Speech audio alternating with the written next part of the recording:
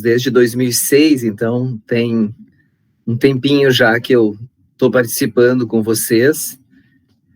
Sempre achei muito especial a Casa do Rio, assim, não é? Na minha vida, inclusive. Eu sempre percebi, assim, que toda vez que eu ia na Casa do Rio, a minha vida ficava mais leve, sabe? E aí a gente vê o próprio conceito de caridade, né? Porque, na verdade, assim, o que eu posso oferecer é esse meu estudo, essas minhas pesquisas. Eu acho que isso é talvez o que eu tenho de melhor para oferecer para as pessoas, não é? Então eu fico feliz de poder ter a oportunidade de fazer isso. Então, meu nome é Rodrigo. Hoje, o título da nossa palestra, da nossa conversa, é Para uma plasticidade para o bem.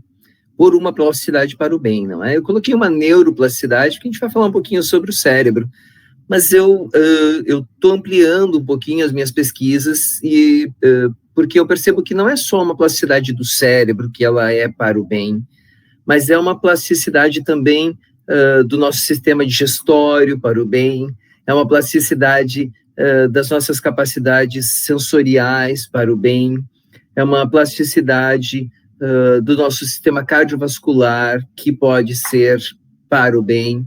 Então tem todo um conjunto hormonal que pode servir para coisas boas. E acredito que isso seja muito importante até para a nossa reforma íntima que está sendo premente nesse momento que a gente está vivendo agora. Tá? Eu gostaria, então, de começar lendo um texto que tem a ver também com a nossa fala da última vez que eu estive conversando aqui, que é um texto de 1967, dessa revista aqui, Revista do Pensamento. Caiu na minha mão por acaso, hoje ao meio-dia, e, enfim, acho que tem tudo a ver com a nossa conversa. Então, eu gostaria de ler um pouco sobre esse texto que está aqui. Credes em dois poderes iguais, eternamente lutando um contra o outro? Então não é para vos admirardes de vossa luta convosco mesmo e com o mundo. Permanecereis em luta enquanto essa for a vossa crença. Que poderá resultar senão a luta perpétua da divergência entre dois poderes opostos e iguais? A vitória não pertence a nenhum dos dois, isso é evidente. Quando um ou outro parece triunfar, só pode ser casualmente e não pela lei. Com essa crença, não pisais em terreno firme. Não é, pois, para admirar que vacileis, caindo e ferindo-vos. Refleti um pouco e vereis que é possível que esses poderes sejam iguais.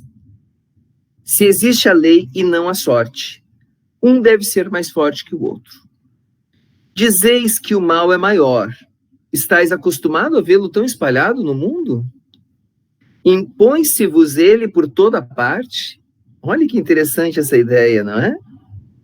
Então, parece que o mal, a gente percebe ele mais. E parece que existe uma luta constante entre o bem e o mal. E, na verdade, se nós somos diretos, parte constituinte de Deus, o bem, ele existe acima do mal. Não é? Para cada um que se aproxima, então, desse bem, dessa perfeição que é Deus. Então, o mal ele só se constitui na medida em que nós nos afastamos da perfeição de Deus. Essa é a ideia principal aqui da nossa conversa.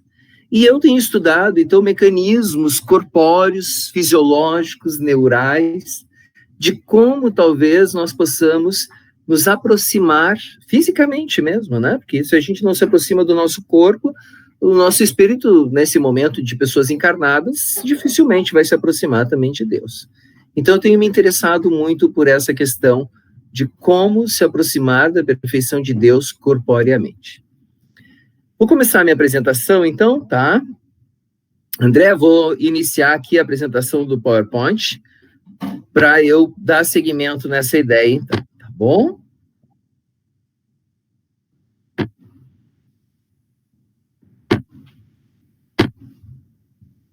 Então, tá aqui a ideia, né? Para uma plasticidade para o bem. Eu troquei um pouquinho o título porque comecei a ver que as coisas são mais amplas. Eu já tinha visto isso, mas quando eu tinha dado o título, já era o título de um texto que eu escrevi, que era Por uma neuroplasticidade para o bem, mas o texto é específico para neuroplasticidade.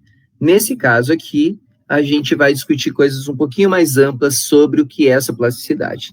Então, para a gente discutir o que é a plasticidade é a capacidade que a gente tem de se adaptar, não é? De ter uma resposta plástica, uma resposta que pode se adequar a novas condições muito rapidamente. Então, essa é a ideia principal dessa questão da plasticidade. Então, são respostas que o nosso corpo pode dar, o nosso cérebro pode oferecer em decorrência de uma aprendizagem, após uma lesão, como um acidente vascular encefálico, ou uma isquemia, né, ou uma hemorragia, pode ser em decorrência ainda de uma experiência boa, pode ser em decorrência de um trauma. Então, todas essas modificações químicas, estruturais, fisiológicas, morfológicas que acontecem no cérebro, a gente chama de neuroplasticidade.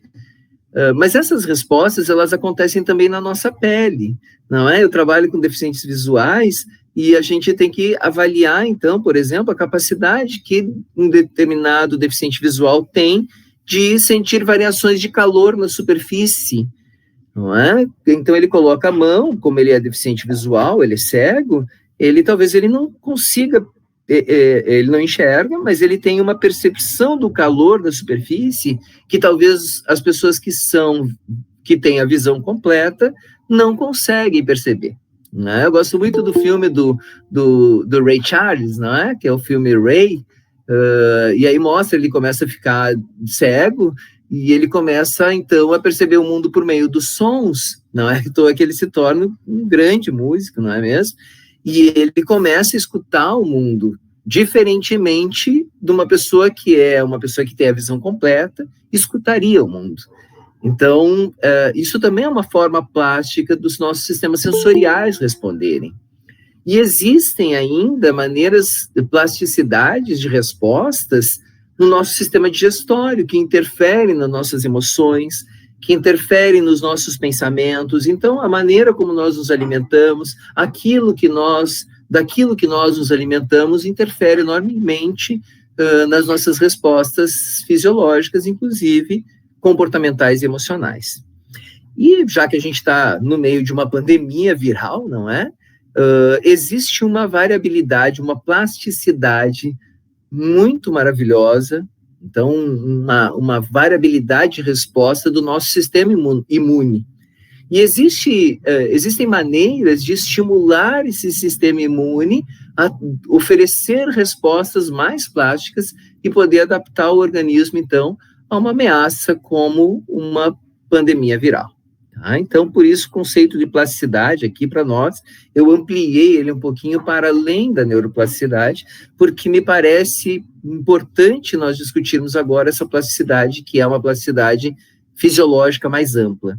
E uma plasticidade também espiritual, não é? Se nós temos todos esses formatos de plasticidade corpórea, não me parece nem um pouco inapropriado nós pensarmos que nós temos uma grande plasticidade também espiritual.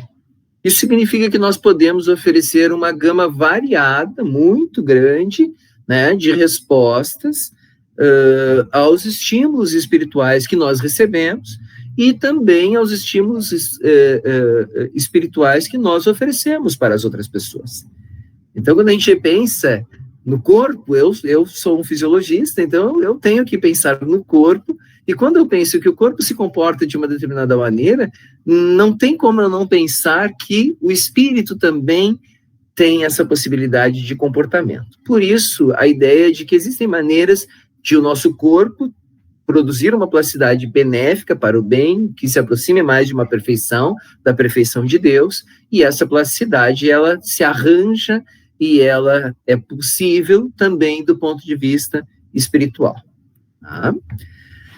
Eu vou começar, então, falando aqui do sistema nervoso, que é a minha área principal, tá? Eu não vou ir muito nos detalhes técnicos, mas acho importante a gente discutir umas coisinhas aqui, né? Isso aqui é um botão sináptico, é o final do neurônio, onde um neurônio aqui, não é? Essa partezinha aqui, esse neurônio, despeja substâncias, né? Os neurotransmissores, E esses neurotransmissores, no outro neurônio, ó, isso aqui é uma membrana, né, da célula de um outro neurônio, existem lugares que são os receptores. Desculpe se tem bioquímico aí no grupo, tá bom? Mas eu vou ser obrigado a fazer essa metáfora. É como se fosse uma chavezinha que vai se ligar. Eu digo desculpa porque não é exatamente assim, não é? Na bioquímica a gente sabe, por exemplo, quando uma chavezinha dessa se aproxima aqui, pode até nem ser a chave correta, mas às vezes a própria fechadura pode sofrer modificações, ou a chave sofrer modificações para se adequar à fechadura nova. Por isso que o modelo chave-fechadura ele não é tão assim, é uma metáfora, tá? Não é uma analogia. Mas enquanto metáfora a gente pode sim discutir.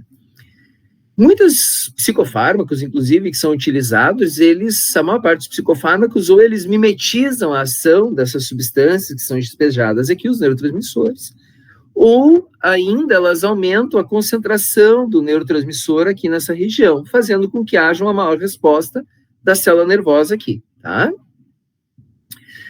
Mas não existem medicamentos, por exemplo, que aumentem o número de receptores, que são essas chavezinhas, são essas portas de estimulação da célula nervosa.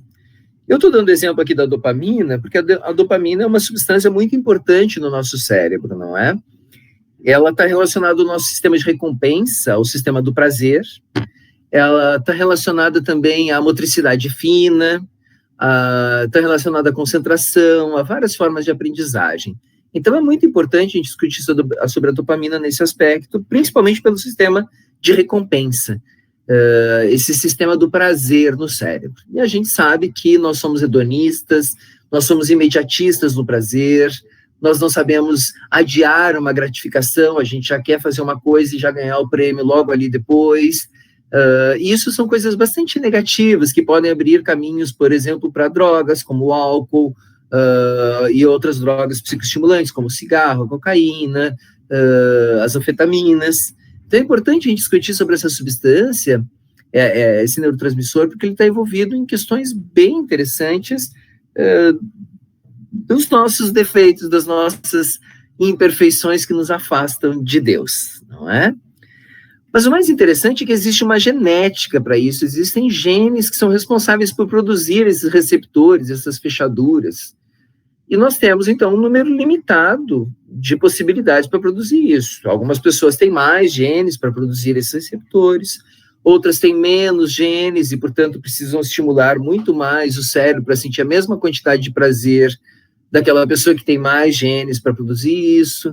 Então, isso mostra também uma variação entre as pessoas genéticas, que predispõem para ter prazer com mais facilidade ou para ter prazer com mais dificuldade, tá? Principalmente durante a adolescência. Mas que isso vai permear a vida dessas pessoas ao longo de toda a sua existência, tá bom? Mas o que se descobriu já é que esses receptores, a gente não altera a genética, mas a genética, ela não é uma sentença de vida, no sentido de que nós não podemos alterar os nossos genes de todas as nossas células, mas nós podemos alterar a expressão como esses genes, a maneira como eles se comportam, a maneira como eles são expressos. Então, eu posso ter menos genes para produzir isso, mas estimular esses genes para que eles produzam isso com mais velocidade, com mais constância, que é importante a constância, né? Então, talvez eu tenha menos genes para dopamina, mas da maneira como eu percebo o mundo, pode ser que esses genes sejam estimulados mais vezes e, portanto, eu vou produzir mais dessa substância, desses receptores. Outro indivíduo pode ter muitos genes para produzir receptores, mas se ele não percebe a si mesmo como em ascensão social, como vencendo na vida, se ele não tem autoestima, que a gente tem vários estudos que já mostram que a autoestima influencia na expressão desses genes para dopamina, esse indivíduo tem toda a genética, mas ele não tem uma percepção de si, não é? E do mundo que permite que esses genes sejam expressos de uma maneira eficaz. Então, essa é a neuroplasticidade química do cérebro, demonstrando para nós que mais importante, talvez, do que a genética, é como nós expressamos os nossos genes. Eu já fiz aí até no próprio Casa do Rio, não é? Numa outra oportunidade, que eu mostrei a fórmula da felicidade, não é? A fórmula é uma brincadeira, claro, né? Não existe a fórmula da felicidade, mas se colocaria que 50% da nossa capacidade de sentir alegria e prazer na vida estaria relacionado aos nossos genes.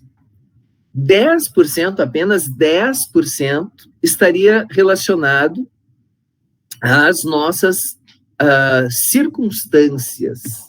Isso é muito importante, não é?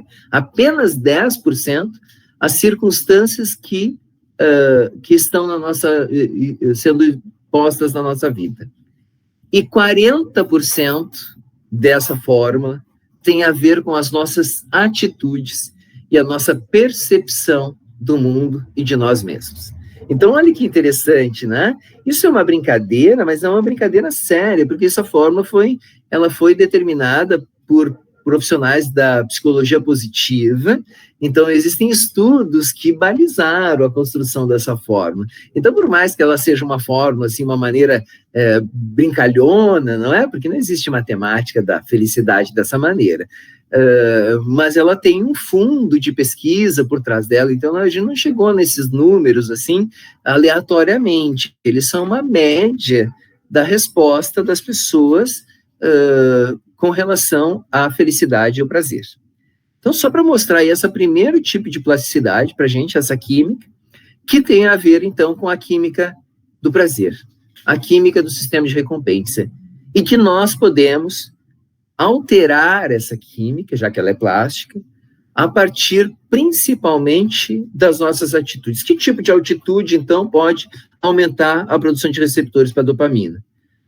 Positividade, e essa não é uma coisa inocente, assim.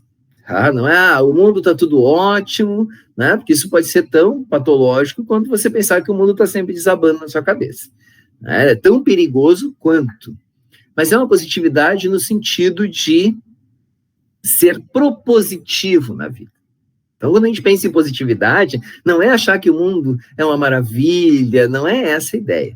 É a positividade no sentido de que eu serei propositivo na minha vida. E o fato de eu ser propositivo para a minha vida vai afastar a negatividade. Porque como eu estou sempre trabalhando e propondo coisas para a minha vida, automaticamente isso gera um efeito de positividade.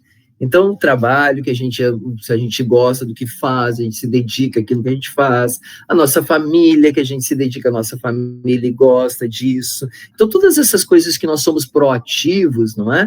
Que nós somos propositivos, vai gerar esse tipo de positividade que eu estou colocando aqui para vocês. Então, percebo, não é uma positividade inocente, o mundo está sempre uma beleza. É uma positividade no sentido de uma propositividade. Eu serei uma pessoa propositiva no mundo. E isso vai automaticamente afastar as coisas negativas. Uma segunda maneira tem a ver com a nossa autoestima. Então, quanto mais eu percebo a mim mesmo como construindo coisas boas, mais coisas boas o meu cérebro vai construir para mim mesmo. Então, é comum, isso já foi determinado com roedores, já foi determinado com macacos, tá bom? E já foi determinado para pessoas também, que quanto mais nós olhamos para nós mesmos como indo em frente na vida, né? Certo? Progredindo na vida, e quando a gente pensa em progressão, tem que tomar muito cuidado, não é? Porque o sucesso hoje se confunde com dinheiro, com fama, e ir em frente, às vezes, remete a várias esferas da nossa vida. Remete à esfera pessoal. Então, talvez eu possa, muitas mulheres, às vezes, quando têm filhos, elas acabam abdicando um pouquinho da sua carreira, não é? Porque elas precisam gestar e lactar, mas elas investiram em ter filhos naquele momento, então elas têm que pensar, bom, eu estou investindo mais na minha vida pessoal, na minha família, no meu filho, na minha filha. Então, eu não posso estar progredindo na minha carreira porque eu estou investindo nisso, não é? Em outro momento, talvez, essa mesma pessoa, essa mesma mulher pode dizer, agora eu vou investir mais na minha carreira, não é? Os meus filhos já estão maiorzinhos, o pai já ajuda a cuidar, então eu tenho um tempo aqui onde eu posso me dedicar Então eu vou progredir, entende? Então a gente tem que pensar assim, onde eu estou investindo a minha vida? De que maneira eu estou investindo? Eu estou investindo mais na minha vida emocional, às vezes é necessário, não é? Eu percebi muitas pessoas, assim, agora, durante esse momento de isolamento, distanciamento social, tendo uma necessidade de investir nas suas vidas pessoais.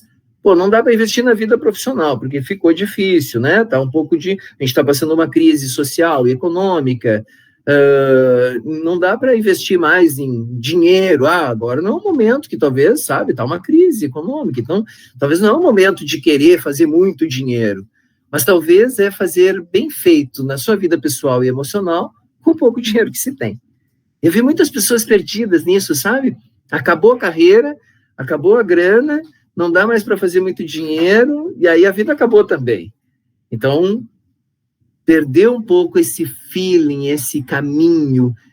E aí, se essas pessoas talvez pensassem, bom, então eu vou investir agora, já que eu não posso, eu não estou trabalhando tanto, porque não tenho que trabalho, eu não estou conseguindo fazer tantos recursos, tanto dinheiro, o sucesso vai ter que migrar esse sucesso, não é? Ou você vai só ficar chorando leite derramado, que nem a gente brinca. Então, eu vou partir para o meu sucesso da minha família. Talvez tem coisas que a gente negligencia na família, não é mesmo? Nossas vidas pessoais e emocionais, porque investe no profissional, no acadêmico. Não é? Muitas vezes, eu investi só na minha vida acadêmica, eu passei anos investindo só na minha vida acadêmica, não é? Era uma pessoa até meio solitária, às vezes, eu me sentia, mas eu estava investindo naquilo, eu tinha que progredir naquilo. Mas aí, às vezes, será que não é o momento para a gente dar um tempo agora, já que as coisas estão meio nervosas, para esses outros investimentos, e vamos investir, então, na nossa vida pessoal, na nossa vida emocional.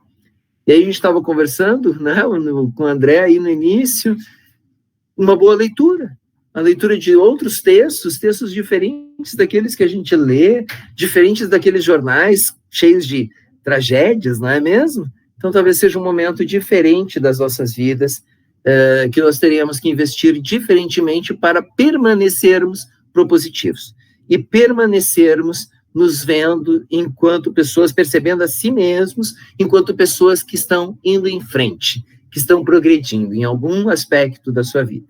Tá? Então, eu gostaria de destacar isso. Muito perigoso, uma armadilha muito grande para as nossas vidas, a questão do sucesso. O que é sucesso, tá? O que é sucesso é aquilo que você está investindo. Se você está investindo bem, investindo naquilo, né, naquele aspecto da sua vida, você está tendo sucesso com aquilo, isso é sucesso. Tem que tomar muito cuidado com a ideia do sucesso, tá bom? Tem uma plasticidade também que é morfológica, então não existem maneiras aí, o cérebro, aqui a gente tem um ratinho, né? Ó, com comida e água só, tá bom? Tem só comida e água aqui para esse ratinho, e olha a célula aqui, ó. Tem poucas conexões, tá vendo? Agora aqui esse ratinho da segunda gaiolinha, ele já começa a ganhar vários outros, tem uma barra para roer, tem um segundo andar. Olha que dobrou o número de conexões dessas células, aqui são células estelares, tá? São células da casquinha do cérebro, responsáveis por inúmeras formas de aprendizagem, inclusive matemáticas, linguagens, tá? Então percebam, olha, dobrou o número de conexões dessas células, em decorrência de uma maior estimulação. Então existe um aumento na quantidade de axônios decorrente da variabilidade de estímulos. A variar os estímulos é muito importante, tá, pessoal? A gente, às vezes, se liga o piloto automático das nossas vidas e a gente só faz aquelas coisas e isso empobrece os nossos cérebros. Se for na infância e na adolescência, mais ainda. Mas isso também serve para pessoas adultas, essa plasticidade, tá bom? Nós temos uma grande plasticidade ao longo de toda a vida em seres humanos. Existe ainda a neuroplasticidade estrutural. Então, né, aqui nesse experimento, aqui, a mão de um lêmure, então tinha uma estimulação diferencial. Todo dia lá tinha uma sessão de fisioterapia aqui, né? Havia que apertava a pontinha do dígito 2, 3 e 4. Como esse lêmure era um bebezinho ainda, aqui está o cérebro antes da estimulação diferencial e após a estimulação diferencial, e essa área aqui é a área do cérebro relacionada aos dígitos, tá? A gente tem um mapa do corpo no nosso cérebro. E esse mapa do corpo, então, aqui nós temos o mapa do dígito 1, o mapa do dígito 2, o mapa do dígito 3, 4 e 5. Percebam que após a estimulação diferencial, o que aconteceu com esses mapas? Aconteceu que os mapas no cérebro dos dígitos que haviam sido estimulados diferencialmente sofreram um aumento significativo. Olha aqui o aumento do tecido, tá? Esse em vermelho, que é o aumento do tecido nervoso no cérebro. E percebam que o dígito 5, que não foi bem estimulado, olha aqui, ele até perdeu área, tá vendo? É isso que acontece quando nós não estimulamos alguma área do nosso cérebro, alguma conectividade do nosso cérebro, alguma faculdade do nosso cérebro. Quando nós não estimulamos, não só não ganha, como pode ainda perder. Então, aqui já é uma neuroplasticidade para o mal. Olha, a gente está perdendo habilidade. Claro, a gente não pode ser bom em todas as coisas, mas tem que ficar estimulando esse cérebro o tempo todo. Por isso que é legal, né, fazer atividade física funcional, treino funcional, pilates, são coisas que movimentam, mobilizam músculos que geralmente nas nossas atividades diárias, ou mesmo em algumas atividades específicas, esportivas ou físicas, a gente acaba não usando. Tanto é que a pessoa, faço academia, aí vai fazer pilates e volta todo duro do pilates, porque tem um conjunto de músculos que lá na academia, naquele ferro, lá naquela malhação, ele não ativou. Ele não está usando aquele feixe de músculos. A mesma coisa acontece com os nossos cérebros, tá bom? Algumas áreas, se a gente não utilizar, por isso que é bom estudar ao longo de toda a vida. Não precisa estudar, talvez, formalmente, não é? A gente está matriculado numa escola, numa universidade, mas estudar, ler coisas diferentes, buscar informações diferentes, isso promove essa neuroplasticidade estrutural de uma maneira também positiva e preserva os nossos cérebros contra um número razoável de psicopatologias, inclusive. Bom? Aqui tem os hormônios, né, aqui as fórmulas estruturais dos hormônios do estresse. Então, toda vez que existe um evento estressor, nós produzimos mais norepinefrina ou noradrenalina. No cérebro, isso aumenta a atividade do cérebro, aumenta a vigília, a atenção. Tá? Produz a epinefrina ou adrenalina, que aumenta os batimentos cardíacos, a pneumotaxia, e produz uma terceira substância, que é o cortisol. O cortisol, ele vai ser responsável, essa substância produzida pelas suprarrenais, né, pela uma glândula acima dos rins, e o cortisol vai ser responsável por estimular o nosso sistema imune, por fazer com que o nosso sistema imune produza mais células, que são os macrófagos, células para defender contra alguma ameaça, porque se tem um evento estressor, pode ter um acidente, pode ter um corte, um arranhão, pode ter, enfim, alguma substância tóxica que a gente vai acabar sendo contaminado, e é importante, então, essas células de defesa para nos proteger contra essas ameaças. Tá? O problema é que, muitas vezes, se a gente fica acionando o sistema do estresse o tempo inteiro, então a gente fica o tempo inteiro em vigília, né? Mesmo quando dorme, o cérebro permanece em tensão e vigília, o nosso corpo fica o tempo inteiro ativando o sistema simpático, de aumento da pressão arterial, aumento dos batimentos cardíacos. Não é? É importante que aqui provoca vasoconstrição, ou seja, além de aumentar os batimentos cardíacos, as artérias elas ficam diminuídas. Imagina, então, o sangue pulsando com mais força e velocidade numa artéria de um calibre menor. Se essa artéria tiver com algum tipo de elasticidade comprometida, né, devido enfim, a escleroses, pode acontecer dela romper, enfim, dela parar de passar os nutrientes, e pode ser bastante perigoso. Um evento de estresse, a pessoa pode sofrer aí de um ataque fulminante do miocárdio, pode ter ainda um acidente vascular encefálico e outras consequências ruins. Então, é muito perigoso. E o cortisol, se ficar estimulando esse sistema imune o tempo inteiro, também pode provocar uma quantidade razoável de doenças. Primeiro, porque se o sistema imune também ficar o tempo todo super ativo, não é? Mandando uma resposta sempre muito grande no nosso corpo, pode ser que esse sistema imune se rebele contra células do próprio corpo, não é? Pode ser que o sistema imune se rebele contra células nervosas, e aí provoca esclerose múltipla.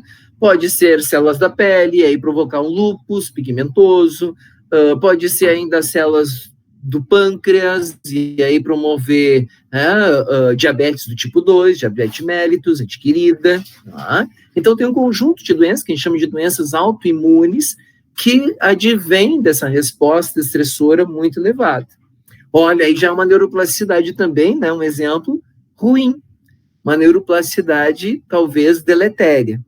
Eu queria mostrar isso de uma outra maneira com os estudos desse biólogo maravilhoso, o Robert Sapolsky. Tá? Tem um livro bem interessante dele, Por que as zebras não têm úlceras, não é? Então, o aclamado guia sobre estresse, como gerenciar o estresse e de doenças relacionadas. E o Robert Sapolsky estudou esses macaquinhos, esses babuínos aí, e foi muito interessante porque esses babuínos, essa população em particular de babuínos que ele estava estudando, tinha vários machos, alfas mais e alfa menos, que estavam o tempo todo gerando muito estresse no grupo, né? A gente consegue ver aqui dois machos, nessa imagem aqui embaixo, dois machos brigando aqui, não é? Num evento de agressão. E eles começaram, então, esses machos, a gerar muito estresse, inclusive para as fêmeas, para os outros machos que não estavam sempre em conflito, e era um estresse muito grande no grupo, porque tinha muitos machos alfa lutando o tempo todo, inclusive sendo agressivos com os filhotes, com as fêmeas. Então gerou um ambiente naquele grupo muito negativo. E teve um evento próximo à área desses animais, onde eles colocaram, era um acampamento, e eles colocaram umas sacolas com lixos, com restos de comida de um acampamento. E esses animais, eles acabaram se alimentando, olha, como a gente pode ver aqui nessa imagem, se alimentando dos restos desse alimento dos seres humanos, desse acampamento.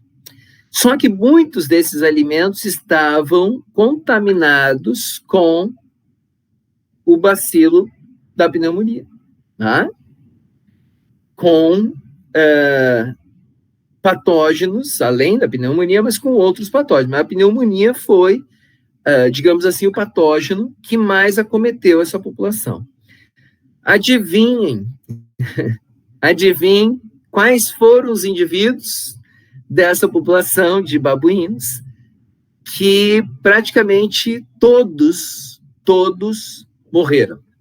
Sim, pessoal, todos os machos alfas, todos esses machos que passavam o tempo todo nessa luta constante por domínio, todos eles, morreram, principalmente por pneumonia. Porque como eles estavam com um nível de estresse muito alto, essa resposta imune deles estava baixa. E, consequentemente, eles não conseguiram se defender contra a pneumonia e outros patógenos que estavam nesse lixo. Olha que história interessante. Eu gosto muito do Robert Sapolsky, ele tem vários textos. Tem um texto que eu sugiro para vocês, que é Doentes de Pobreza. E ele, trabalhando na Etiópia um tempo, ele descobriu, em outros lugares da África, que as pessoas, elas adoeciam mais não onde elas eram mais pobres de recursos, mas onde elas se sentiam mais pobres. Procurem a da Scientific American, tá? Tem esse texto na Scientific American Brasil, Doentes de Pobreza. Então, às vezes, as pessoas adoeciam não onde elas eram mais pobres, onde elas passavam mais necessidade, mas onde elas se sentiam mais pobres. Isso significa que elas adoeciam mais onde havia uma maior desigualdade social. Tá? Mais ou menos como é o caso aí desses babuínos. Havia uma grande desigualdade social e havia um grupo de indivíduos dominantes que estavam o tempo todo lutando para manter essa dominância. Sabe o que aconteceu com essa população aí, pessoal, de babuínos? É a população mais pacífica de babuínos que o Robert Sapolsky acabou estudando. Então, os genes para a paz, para a cooperação, para a bondade, acabaram prevalecendo nessa população de babuínos, e até o final dos estudos do Sapolsky, essa população estava muito bem, obrigado, apesar de ter entrado em contato com patógenos humanos bem perigosos. Então, olha que legal, aqui a gente está mostrando uma plasticidade agora do sistema imune, que é uma plasticidade para o bem. Quer dizer, você vai ter uma maior resposta ficando em paz, né? Você vai ter uma melhor resposta do teu sistema imune, agindo com bondade, agindo com caridade, não é? Que é um dos princípios do espiritismo, agindo com parcimônia. Parcimônia, o princípio da parcimônia é uma mescla de economia com simplicidade, sabe? Uma boa teoria científica, uma boa ideia é uma ideia parcimoniosa. Ela é uma ideia que ela precisa ter simplicidade, ela precisa ter economia na maneira como ela será expressa. Então, fascinante essa ideia, fascinante isso. Tá? Isso também tem a ver com a nossa amígdala, né? A amígdala não é essa estrutura na nossa garganta aqui, tá bom? Essas são as tonsilas. É que a amígdala, na verdade, é toda estrutura que tem formato de amêndoa, até a Idade Média era chamada de amígdala. Amígdala do latim é amêndoa. Mas as amígdalas, hoje em dia, elas são duas estruturas do cérebro responsáveis pela nossa memória emocional, tá bom? E aqui também a gente pode ter uma neuroplasticidade meio perigosa. Por quê? Porque a amígdala, durante o estresse crônico, ela pode ficar o tempo todo sendo ativada. A gente chama isso de um erro de sistema de acionamento, tá?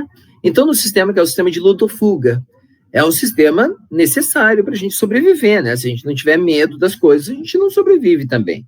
Então, o medo aciona com aquela ameaça. Então, eu tenho a ameaça, eu vou acionar. Muito perigoso, né? Principalmente porque a gente, como eu li no texto no início, a maldade, ela salta aos olhos. Não é que ela está em maioria, ou que você olha para todos os lados e você vê maldade. Só que a maldade, mesmo que ela seja diminuta num grupo, ela salta aos olhos, porque ela ressignifica ameaça. Então, o teu corpo e o teu cérebro ficam preparados. Opa, tem uma ameaça. Então, a seleção natural, a natureza, nossa natureza, nos adaptou para responder com muita avidez às situações de ameaça e com menos avidez às situações que não representam perigo. Se não representa perigo, eu não preciso ficar atento. Por isso que a bondade, muitas vezes, ela não salta aos olhos. Porque o nosso cérebro não precisa se preocupar com a bondade. E aí, a gente voltando lá no início do texto que eu li, nessa revista que eu achei, essa preciosidade aqui na casa da minha mãe, a gente fica nessa ideia de que há uma luta entre o bem e o mal, e não existe essa luta. Essa luta só existe dentro de nós, só existe como um simulacro dentro de nós. O que existe é a bondade de Deus. Então, o que deve existir para nós é nos aproximarmos dessa perfeição e dessa bondade de Deus. E como você vai fazer isso? Praticando ela. Praticando ela e principalmente colocando essa bondade que você até percebe nos outros, no teu entorno, como algo muito importante, como algo em destaque. Olha só aquela coisa legal, aquela coisa bondosa que aquelas pessoas estão fazendo. Olha que coisa bonita que aquelas pessoas estão fazendo. Eu me emociono muito com a pesquisa, né? Quando alguém, tipo, Sapolsky ali, que fez aquela pesquisa, uma pesquisa bonita, né? Eu me emociono com essas ideias. Eu realmente, assim, eu gosto de colocar isso em destaque para mim. Poxa, olha como a genialidade humana, como a criatividade humana, ela é capaz de coisas tão maravilhosas. Então, é necessário que nós passemos a dar muito valor para as coisas boas e muito pouco valor para as coisas ruins. Essa é uma maneira, então, da nossa amígdala, essa estrutura relacionada às nossas emoções, ela vai ser reativa, muito reativa. Mas a gente vai ensinar ela a ser reativa com coisas boas e não com as coisas ruins. Então, percebam que essa plasticidade, ela possibilita que nós direcionemos ela. Eu quero uma neuroplasticidade, eu quero uma plasticidade para coisas boas. Como é que eu vou fazer isso? dando ênfase para as coisas boas, né? Dando ênfase para as minhas coisas boas, inclusive. Então, se você tem alguma virtude, não é? E às vezes as nossas virtudes é muito perigoso. No mundo de hoje, as virtudes elas são negligenciadas e às vezes até humilhadas, não é? Como se você fosse um tolo, um bobo, porque você tem bondade. Então tem que tomar muito cuidado, porque as pessoas talvez não consigam, devido a esse mecanismo de dar muito destaque para as coisas ruins, elas não conseguem valorizar a bondade da maneira como talvez elas deveriam ou como seria melhor. Mas isso não deve impedir que nós valorizemos as nossas virtudes e as virtudes dos outros. Então, isso é um aprendizado que a fisiologia tem mostrado para nós, tá? O espiritismo já mostra há muito mais tempo, mas as neurociências têm demonstrado que nós precisamos, então, dar valor, muito valor, para as coisas boas e muito pouco valor para as coisas ruins. Como eu trabalho com educação, é bem comum isso, né? O aluno, aquele que toca horror, ele, às vezes, ele parece que ele é mais valorizado na escola, claro, todo mundo enxerga ele. Mas, às vezes, ele tem uma vida bastante complicada, uma vida pessoal, uma vida familiar muito complicada, e aquela maneira que ele tem de se comportar ali é para chamar até uma atenção, que é uma maneira negativa, ele acaba, todo aquele ambiente escolar acaba dando muito valor para aquilo. E nós não podemos dar muito valor para isso. Por isso que também a gente usa essas técnicas, todo mundo usa, né? Todo professor usa aquele que está tocando horror, ele começa então a ajudar a professora, dá protagonismo positivo para essa pessoa, porque muito provavelmente na instância pessoal dela, ela não tem esse protagonismo positivo. Talvez ninguém tenha, ele não tem uma cultura, uma educação para dar um protagonismo positivo. Então, é obrigação da escola, é obrigação das instituições, é obrigação da comunidade de dar um protagonismo positivo para essa pessoa que talvez na sua condição familiar não tem esse protagonismo positivo. Isso é dar valor para as coisas boas. Muito valor. E pouco valor para as coisas ruins. Tá? Então, aqui tem os exemplos, né, de acionamento errôneo, ansiedade, pânico, paranoia, fobia social, o TOC, que é o transtorno obsessivo-compulsivo, não é? O TEPT, que é o transtorno de estresse pós-traumático. Eu quero mostrar agora uma imagem do TEPT, do transtorno de estresse pós-traumático. Isso aqui é a amígdala, tá? Ó, aqui é o grau de significância, então, né? Quanto mais verde aqui, maior a significância, quanto mais azul, menor, tá? Então, isso aqui são magneto-eletrocefalografias, bom? Magnetismo, então. E aqui são cérebros de ex-combatentes de guerra. E eles estão olhando faces que vão de uma face, uma pessoa tranquila, até uma face ameaçadora. Quanto mais ameaçadora era a face do que eles estavam visualizando nessa tomografia, não é? Durante essa tomografia, mais a amígdala, principalmente a amígdala esquerda, direita, ficava muito reativa. Então percebam, olha, a amígdala, ela começa a ficar muito reativa com coisas ruins também. A gente tem que ensinar a nossa amígdala a ficar bastante reativa com coisas boas. Tá? Então, a gente está vendo, a gente tem a neuroplasticidade para o mal, para as coisas ruins, digamos, que são os traumas, nesse caso que eu estou exemplificando, o transtorno de estresse pós-traumático. Mas nós podemos também fazer com que as nossas amígdalas fiquem extremamente reativas para o bem, tá? Para responder a coisas boas. Coisas boas, então, que nos remetem à positividade em termos de neuroplasticidade. Atividade física, gente, é a primeiríssima delas, tá bom? Atividade física é algo, então, que necessário para melhorar essa plasticidade imune, neural, né? Endócrina, técnicas de relaxamento e respiração, a nutrição, o sono correto, tá? As pessoas que têm ansiedade, elas dormem muito mal, não é mesmo? Reestruturação cognitiva por meio de terapias, solução de problemas. Solução de problemas é algo muito interessante. Quando a gente fala de solução de problemas, não é solução de problemas daqueles problemas que a gente tem no dia a dia. Mas quando a gente está falando de solução de problemas, aqui a gente está falando de solucionar problemas fora do problema. Sabe quando a gente diz, tem um monte, hoje tem modinha aí, né? Pensar fora da caixa, no mundo corporativo. E aí, o que é pensar fora da caixa? Na verdade, é resolver problemas longe do problema. Então, por exemplo, jogar jogos de estratégia, como, por exemplo, xadrez, reverse, o jogo da vida. Então, tem vários jogos de estratégia, não é? Que é a solução de problemas. Mas você está solucionando o problema fora do problema. Isso aumenta a plasticidade do teu cérebro e faz com que você consiga pensar, como a gente brinca, fora da caixa. Quando você vai para dentro da caixa, que é o problema real, é o problema do mundo real, você se surpreende como você pode chegar lá e dizer assim, poxa, mas por que eu não pensei nisso antes? Sim, porque você não pensou fora da caixa, você estava sempre pensando no problema.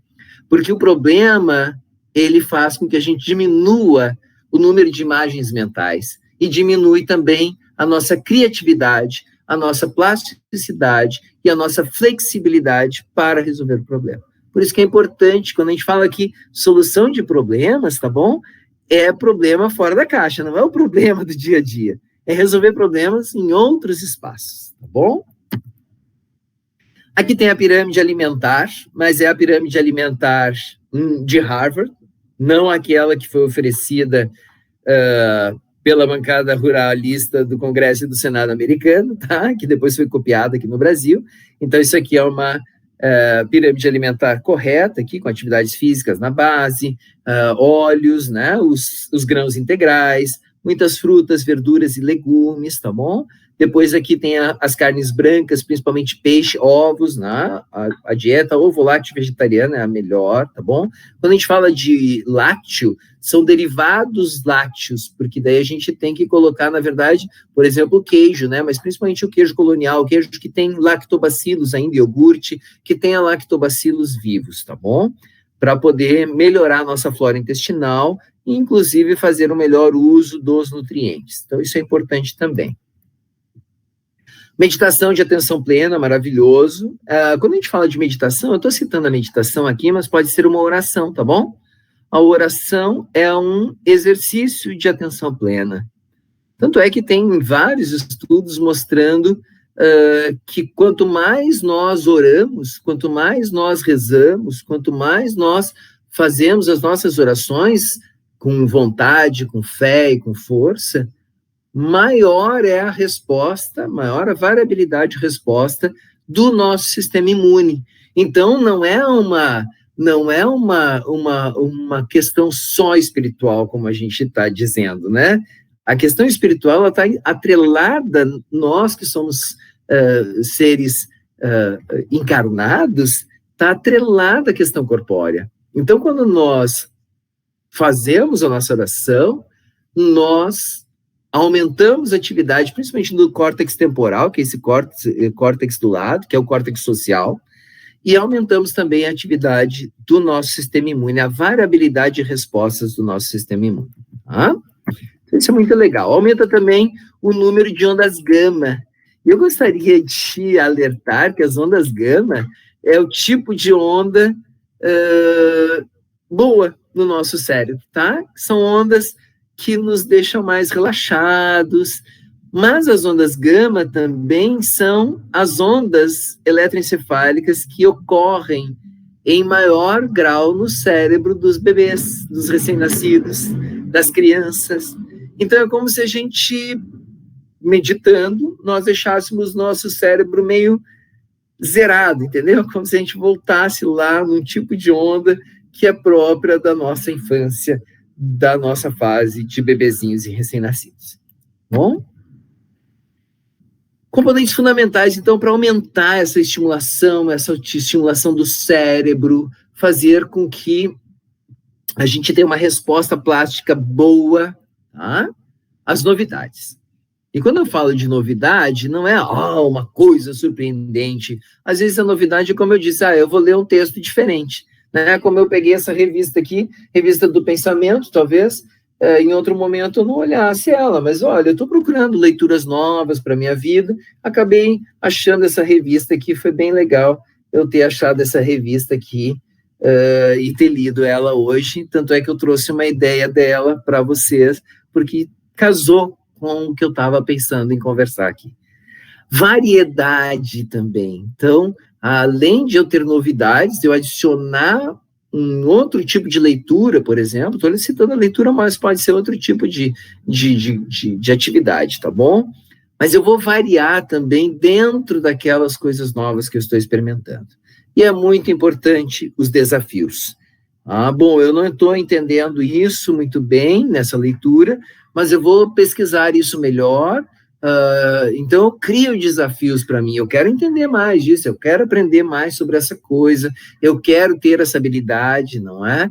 De uma maneira mais sofisticada, tá bom? Então, isso também, novidade, variedade, desafios são componentes fundamentais.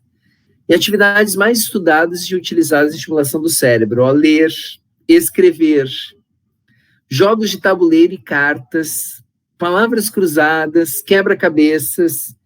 E olha que bacana, participar de discussões em grupos organizados, debater sobre um determinado assunto, como é o caso aqui, que a gente tem sempre essa oportunidade de ver novas ideias, de discutir novas ideias. A gente, na academia, sempre tem isso como parte da nossa vida, mas isso é importante na vida de todos nós, tá bom?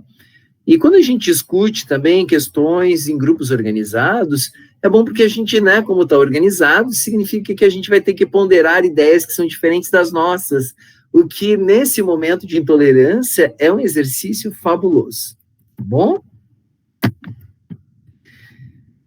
A ideia está aqui, eu vou voltar agora para a minha imagem aqui, tá? Para a gente poder chegar no final da ideia, do que, Estela, eu estou vendo aqui, quem não tem amígdala, a leitura é feita como? A amígdala, tá, Estela? Toda a estrutura que tinha formato de amêndoa, ela era chamada de amígdala até a Idade Média. Hoje, aqui são as tonsilas, tá bom? Tonsilas palatinas e sublinguais. A amígdala são 2 núcleos no cérebro que estão relacionados à nossa memória emocional, tá bom? É uma maneira como nós reagimos às emoções, né? Medo, raiva, dor, alegria, enfim. A amígdala são núcleos no cérebro responsáveis pelas nossas emoções. É uma estrutura bem primitiva, nós não temos consciência da maneira como ela trabalha. Ela trabalha muito num nível mais inconsciente, digamos assim, sabe? Não é explícito como ela trabalha. Por isso que muitos traumas, elas ficam nesse nível também, tá certo? Achei legal aqui, talvez, se o pessoal quiser usar o bate-papo para fazer alguma pergunta, não é, André? É uma possibilidade aqui. Isso, mais uns minutinhos, se alguém ficou com alguma dúvida, ou mesmo um apontamento, não é, que gostaria de colocar, eu acho que é uma coisa importante também. Eu acho legal porque o Kardec, ele era um estudioso, né? Ele era um educador, um estudioso de várias questões filosóficas, e eu gostava de fisiologia também, e eu lembro, assim, de passagens que ele, mais de uma que ele diz, ele falava da questão de que, nesse momento, nós não temos conceitos para discutir certas coisas, e ele estava falando lá no século XIX, não é mesmo? E agora, a ciência e a filosofia, as áreas do conhecimento humano, estão possibilitando um número maior de conceitos na física, nas neurociências, que possibilita que a gente consiga ir adiante daquilo que Kardec, na vez naquele momento, não tinha palavras para dizer, e que agora nós temos essas palavras, nós temos conceitos, nós temos ideias que possibilitam o diálogo já entre os conhecimentos da ciência e o conhecimento do mundo espiritual, por exemplo, entre as nossas emoções e as necessidades do espírito, não é? Acho que a gente está chegando num momento bem bonito da humanidade, apesar desse nervoso. É interessante, assim, porque se for pensar na minha área, eu sou biólogo, não é? E a ciência, ela é ela é feita de fracionar as coisas para compreendê-las, não é mesmo? Mas, por outro lado, justamente por eu estudar, por eu ser biólogo, o paradigma sistêmico emerge dentro da biologia, o paradigma evolucionista emerge dentro da biologia. Então, são dois paradigmas. Primeiro, que evolução não significa progresso, é uma ideia errônea. Significa mudança, como você colocou. Tá? É mudança. Mudança para melhorar, se adaptar às respostas, às mudanças, às alterações do meio. Então, é mudança. E o sistêmico, quando a gente fala em sistêmico, eu vou fracionar apenas para compreender, não como para interpretar. O método do ocultismo, né? O ocultismo, ele trabalha assim, ele fraciona as coisas em três, por isso que o átomo foi fracionado em três, a psique foi fracionada em três, é um método apenas. Não é uma verdade, é um método, uma maneira de interpretar e analisar as coisas.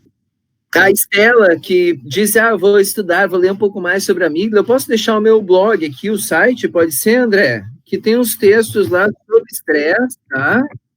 Tem textos sobre o estresse, tem um texto sobre neuroplasticidade para o bem. Então, está aqui o site, rodrigosartorio.com.br, tem lá, entra no blog, e tem textos, tem pelo menos uns 3 textos que tratam diretamente sobre a amígdala. Tem um sobre o estresse, tá? Bem interessante do ponto de vista evolucionista, como eu sou um biólogo evolucionista. Então, dá para buscar alguma leitura aí no site. É um site de divulgação científica, não é é um site de ciência de primeira mão, é sempre de segunda mão, divulgação, né? Mas pode ajudar. Vera, procurar estratégias de mudança, eu tenho um texto no blog que é justamente sobre isso. Por que as mudanças são dolorosas e como diminuir a dor que as mudanças promovem. Então, só para ajudar aí, já que está surgindo o tópico, tá bom? Tem um texto no blog que é sobre as mudanças, porque são dolorosas. Eu agradeço aqui essa oportunidade, tá, André? De novo, não é? Fico feliz porque esse tópico é um tópico que eu criei recentemente nas minhas pesquisas, de buscar uma resposta da plasticidade do nosso organismo e uma plasticidade que fosse para o bem, uma plasticidade que promovesse essa melhora nas coisas, essa bondade. Então, é isso que eu tenho estudado e vou aprofundar cada vez mais essa ideia, porque é uma ideia que eu estou apaixonado por essa pesquisa nesse momento, tá bom? Obrigado, gente. Boa noite, pessoal.